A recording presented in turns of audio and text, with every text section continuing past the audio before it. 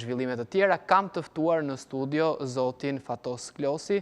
Përshëndetje dhe mirë se erdhët zoti Klosi. Do të flasim pikrisht për një temë e cila ka ngacmuar ndërkohë, tani do të thoshim, realitetin shqiptar, sociopolitik, edhe shoqëror, por edhe politikën e ka ngacmuar njëkohësisht. Zoti Klosi, ju e dini shumë më mirë, ose të gjithë e dinë prindërit, që fëmijët nuk mbajnë përgjegjësi për veprimet e prindërve. Dhe pak ditë më parë, një emision i Lejenes na shfaqi një 11 vjeçar i cili ishte marrë nga ema dhe ishte çuar në Siri, pikrisht në një vend ku zhvillohej një luftë e tjerë. Ai ndodhej në kamp, në një kamp i cili në bazë të dhënave ishte me të vërtet me kushte shumë të tmerrshme dhe të trishta në të njëjtën kohë, jati e kërkonte, ndërkohë që shteti shqiptar, shteti italian e tjerë, flisnin për burokracira të mëdha. Zoti Klosi, janë edhe disa qindra shqiptar të tjerë të cilët të gjenden në këto kampe apo gjenden edhe në kampe të tjera. Pse sipas jush është kaq e vështirë kthimi në shtëpi këtyre fëmijëve? Shiko, aty s'ka mbaruar lufta akoma. Ti po e dëgjon ç'po bëhet. Po largohen trupat amerikane, po priqen të zëvendësojnë trupat turke, që duan të luftojnë me kurdët, shteti sirian po mundohet dhe ai të përfitojë nga situata. Do të thonë, situata nuk është një situatë paqe që pastaj hajti zgjidhim kush do vej këndej, kush do vej andej. Është situatë akoma s'është e stabilizuar, kështu që mua më duket fare normale, për sa kohë që s'është bërë një traktat paqe, do këtë një pushim të qëndrueshëm, që thotë ne tutje ose për një javë, për 2 javë, se tash. Kështu që është pothuaj normale. Ka qenë një luftë pa kufi, luftë jo me fronte. Luftë me shtetin islamik që ka qenë një gjë e çuditshme fare, një grup terroristësh shumë të ashpër. Prandaj dhe shteti shqiptar u detyrua të bëjë ligje speciale që nuk i kishte për të ndaluar largimin e shqiptarëve nga Shqipëria drejt Sirisë. Por plot njerëz ja dolën ta bëjnë. Dakor, zoti Klosi, po flasim për fëmijët. Ka fëmijë që kanë lindur. Për një person i cili është në moshë madhore dhe mban përgjegjësi. Të rriturit nuk kanë vajtur vetë fëmijët atje, i kanë marrë prindërit e tyre. Kështu që përgjegjësia sigurisht është e tyre. Tani pse është e vështirë? Nuk e di si janë ceremonitë që zhvillohen për largimin nga kampi, kush ka të drejtë, kush nuk ka të drejtë, ç'bëhet me të fëmijët.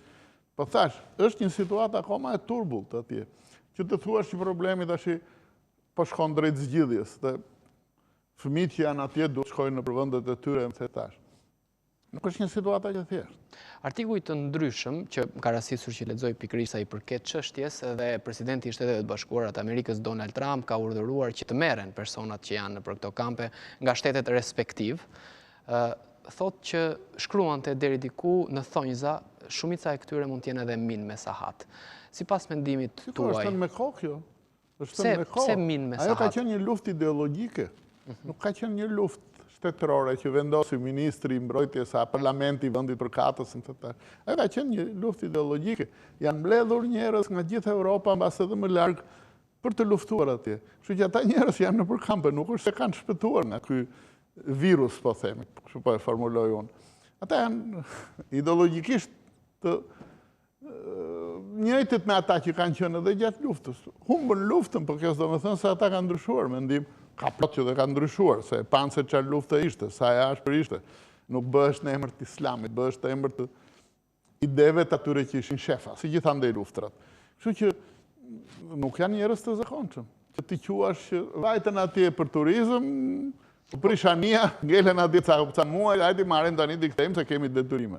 Po çfarë i çoi atje sipas gjykimit tuaj? Çfarë ndodh në trurin e një personi të tillë? Bindja e tyre dhe propaganda e gënjeshtërt që hajdeni se do bëjmë një shtet që do jetë më i miri nga tërë, që do ketë kështu, do ketë ashtu.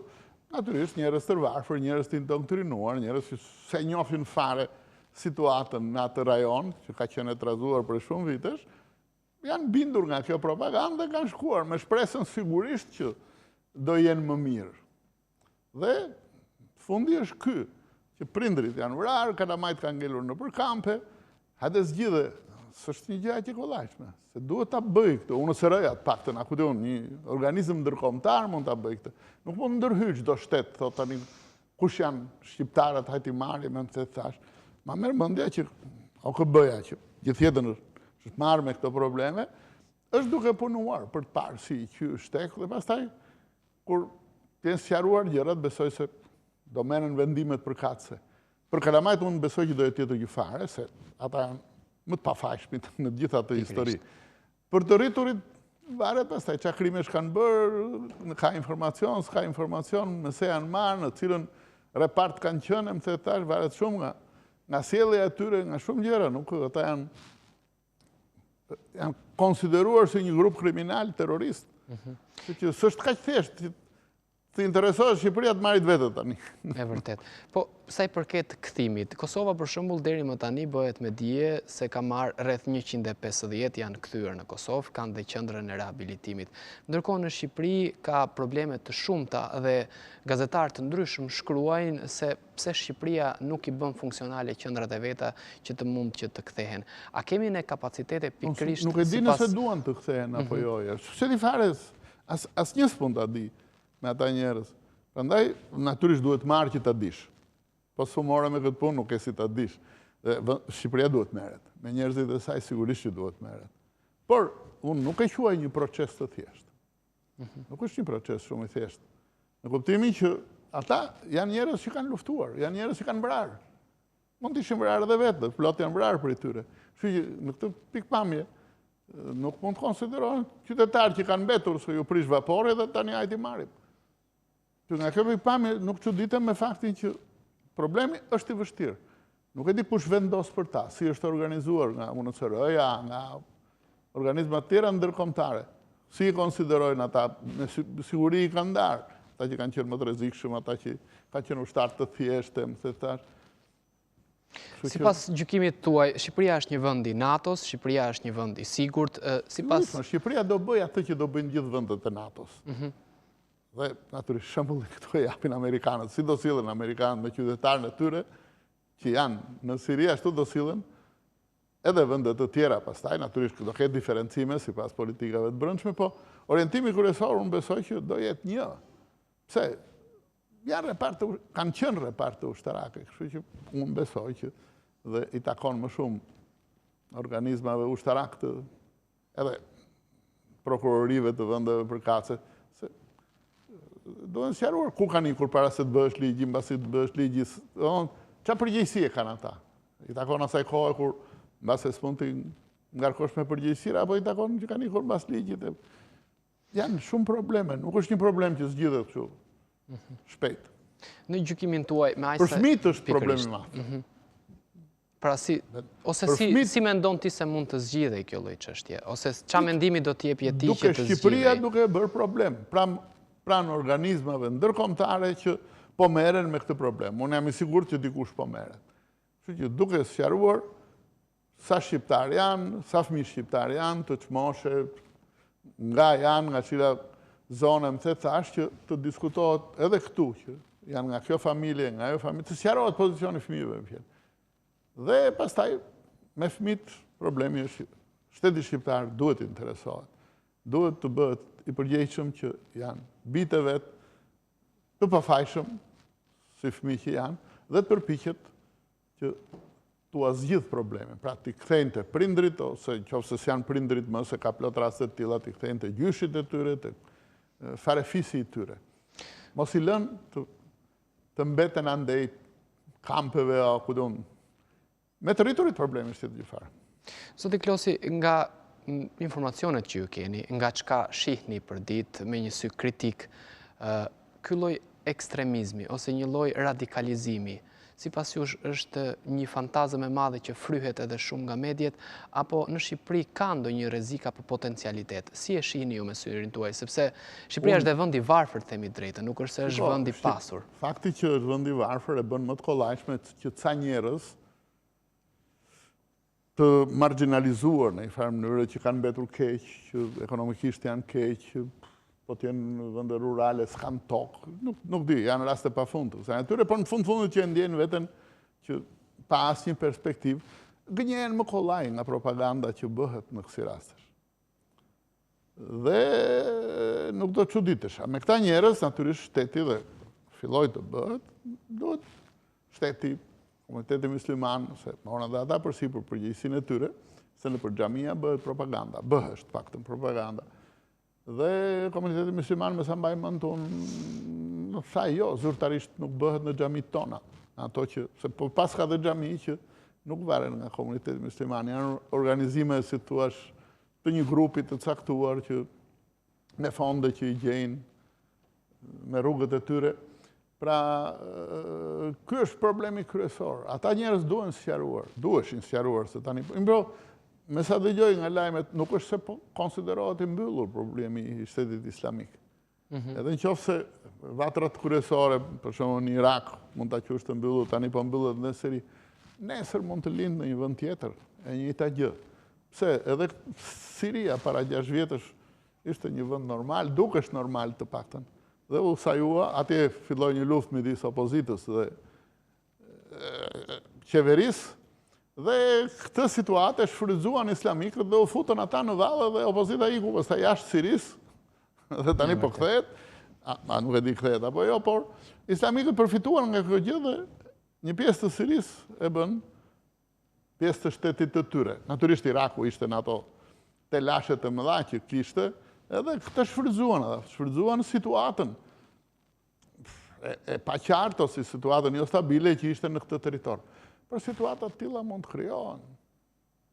Mund të krijojnë dhe ata, forcat të caktuara, kështu që problemi nuk quhet i mbyllur, kështu që eksperjenca e deri tanishme, në të gjitha aspektet, qoftë në largimin e shqiptarëve ose kosovarëve që kanë shkuar atje, qoftë me mënyrën si do sillemi me kalamajt, si do sillemi me të rriturit, që sigurisht janë edhe fajtor për këtë situatë, të gjitha do jenë eksperjenca edhe për të ardhmen. Kështu që kjo gjë duhet marrë me seriozitet, në mënyrë që të krijohet eksperiencë e vlefshme, në mënyrë që në rastet e tjera të jemi më të përgatitur se këtë rast, se na gjeti fare pa përgatitur. Vetëm kur vonu mor vesh që po ikin gjoja në emigracion, po shkonin në Turqi, se rruga kryesore ajo ka qenë, po shkonin në Turqi dhe pastaj përfundonin në Siri. Dhe ishin shqiptar.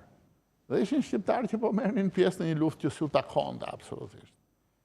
Nuk është se shqiptarët kanë një orientim të fortë, si thua dhe janë shumë të shqetësuar se Islami nuk po zbatohet në botën të tash.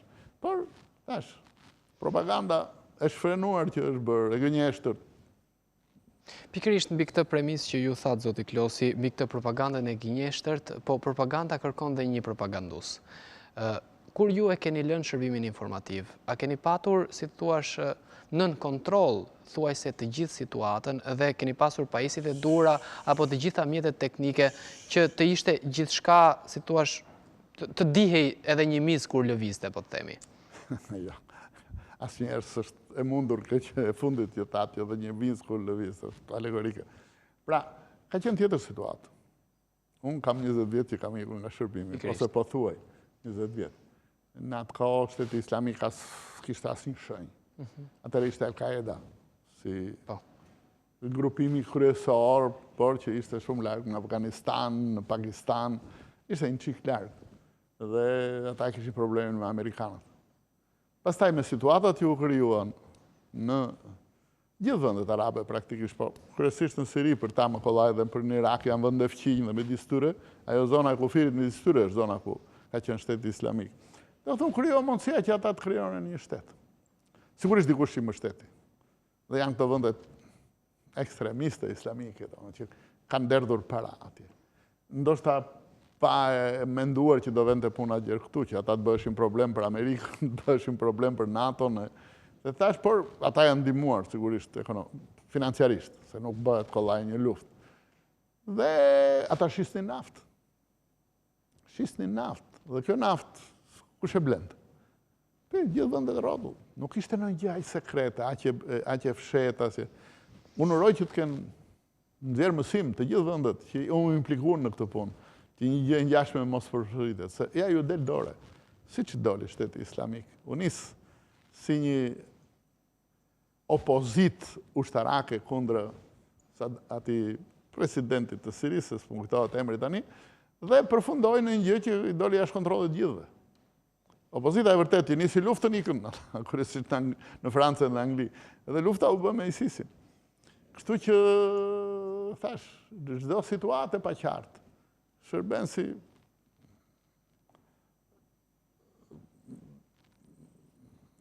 detonator, se s'po e gjej fjalën si fitil, detonator. për një gjë shumë më të madhe.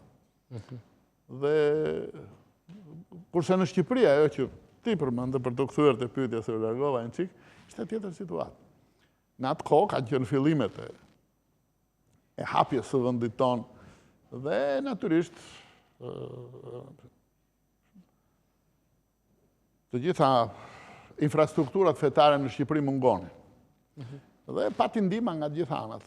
Natyrisht katolikët u ndihmuan nga vendet katolike, ortodoksit nga Greqia e të tjerë, islamikët ndihmuan që të ngriheshin xhami, institucione fetare.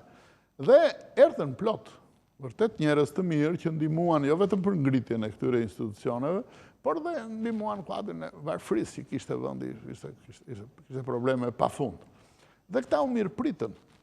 Nuk mund të thuash që pse i pranuam, pse i bëm. Ata, shumica e tyre ishin dashamirës, të gjitha feve. S'më ka shkuar ndonjëherë mendja që... Por, te islamikët ishte një gjë e veçantë, që midis tyre kishte edhe njerëz që e shfrytzuan këtë situatë, që kërkoheshin në vendet e tyre, bile që ishin dënuar, kryesisht në Egypt, që ishin dënuar për krime terroriste që kishin bërë. Dhe u fshehen dhe erdhen këtu si nga këta bamirësit, që bënin pjesë në organizata, se ishin të organizuar, nuk vinin njerëz tek e tek, ishin të organizuara. Dhe midis tyre fshiheshin dhe terroristë islamik. Dhe kontributi që dham ne, ose lufta që u bën atë kohë në Shqipëri, ishte kundra këtyre njerëzve, të cilët nuk përbënin ndonjë rrezik për Shqipërinë. Tani incidente mund krijoheshin, po islamikët kur nuk i kanë si objekt vendet e vogla. Islamikët, terroristët, nuk... Do doja të përmendja një rast për shembull, është The Looming Tower, një libër nga Lawrence Wright, i dalë më herët. Ai flet edhe pikërisht sa i përket një rreziku ndaj ambasadës amerikane në Shqipëri. Ka pas ekzistuar një tezë. Amerikanët u ruajtën, mbas atyre që ndodhen në Kenya, dhe atje u bë di, kanë pasur informacionet e tyre, natyrisht na njoftuan dhe neve, që kishin informacione që një gjë ngjashme mund të bëhesh dhe këtu, me qenë se këtu konsiderohesh një territor që ishte jo aq nën kontroll, dhe për shkak se ka një popullsi musulmane në Shqipëri, do mund të konsiderohesh për ta një ambient më i kollajshëm se në vendet tjera të Europës. Po kaq.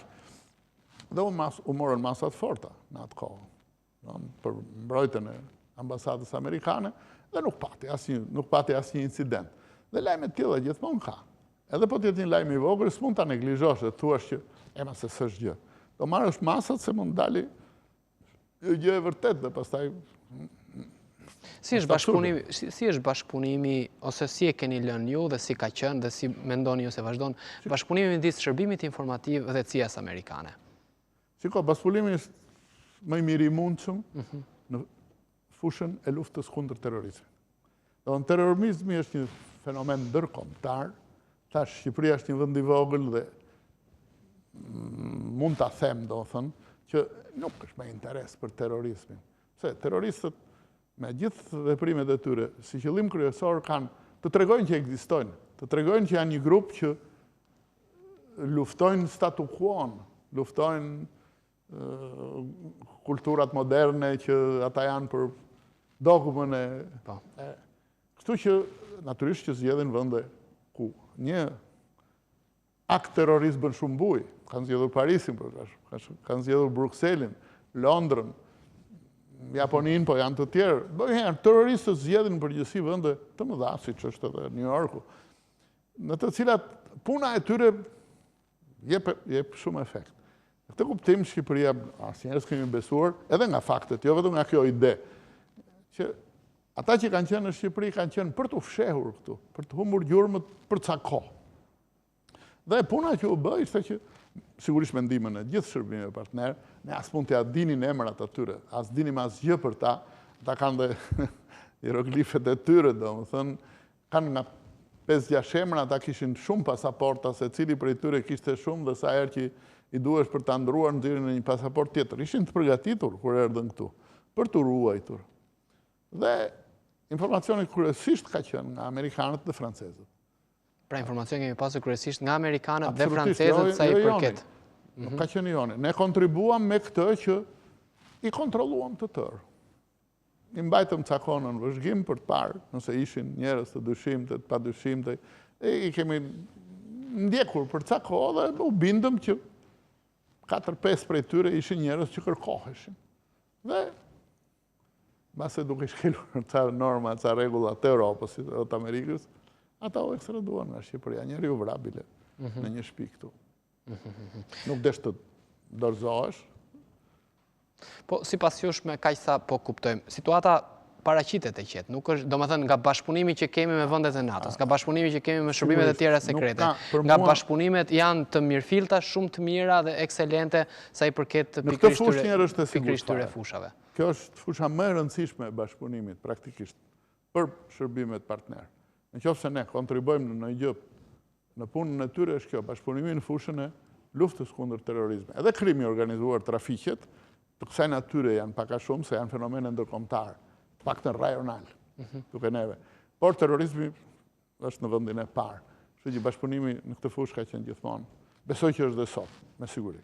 Zoti Klosi, si shkon pikërisht me që përmendet edhe krimin e organizuar? Si është kjo lidhje midis krimit të organizuar dhe këtyre që mund t'i quajmë organizata terroriste, nuk e di çfarë emri mund t'i vejmë? Ka ndonjë lidhje solide, likuide midis njëra tjetrës? Si shkojnë? Kanë lidhje solide, me qenë se unë nuk kam ndonjë fakt, që ta them. Por edhe mund të ketë. Të dy palët zhvillojnë aktivitete ilegale të ndjekura nga ligji, pra i ruhen shtetit. Dhe të gjitha ato grupe që i ruhen shtetit, në qoftë se gjejnë një pikë kontakti, edhe kur se kanë e kërkojnë, për të ndihmuar njëri tjetrin. Nuk do të çuditesha, por që të them unë që ka lidhje, dhe është kjo ose ajo, nuk kam absolutisht asnjë fakt. Zoti Klosi, edhe një pyetje më shumë është kërshëri, se për t'ju pyetur sa i përket shumica e atyre që kanë qenë në krye të shërbimit informativ vinë nga shkencat eksakte. A ka ndonjë lidhje midis shkencave eksakte dhe... Shumica, ja t'i kujtojmë tani. Ja, shumica kanë qenë, sigurisht. Disa po. Si qëndron lidhja e shkencave eksakte, po themi logjikës matematike, fizikës... Unë besoj që zgjedhja ka qenë rastësi. Por në qoftë se do më kërkosh që ore ka ndonjë gjë që në themel të kësaj, në një fenomen tjetër, unë besoj që baza e shkencave eksakte është analiza. Do në atje nuk pranohen dogmat. Në shkencave eksakte është një fakt, edhe në qoftë se diçka është një aksiom, që do pranohet diçka, ajo pastaj do vërtetohet, do analizohet, do shikohet, që nuk bie në kundërshtim me gjithë qa vjen nga mbrapa dhe vetëm atëherë pranohet. Pra, baza është analiza. Pra, atje shkohet dhe të panjohës. Pak të nivelin studentor, në nivelin e shkollës. Nuk po them të shkencës, është tjetër që fare, se ne nuk kemi njerëz të tillë. Dhe edhe në shërbimin informativ, ky është problemi kryesor. Pretendojmë të njohim një situatë të cilën nuk e dim. Dhe duhet të afrohemi. Dhe metoda kryesore prapë është analiza. Ke një fakt të vogël, do të analizosh, do bësh hipoteza që mund të jetë kështu, mund të jetë ashtu, do përpiqesh ta provosh. Pra, si metodë pune që të dyja kanë analizën në thelbin e tyre, krahasimin e hipotezave me realitetin që vjen, rrëzimin e plot ideve se nuk qëndrojnë nga realiteti, pranimin e ca të tjerave që del që po. Nga kjo përpame do ishte interesante si fenomen. Pastaj, për rastet konkrete, si janë zgjedhur, nuk besoj se ka qenë në bazë të zgjedhjes ky fenomen. Zoti Klosi, ishte kënaqësi t'ju kisha në studio. Faleminderit dhe juve që më ftuat.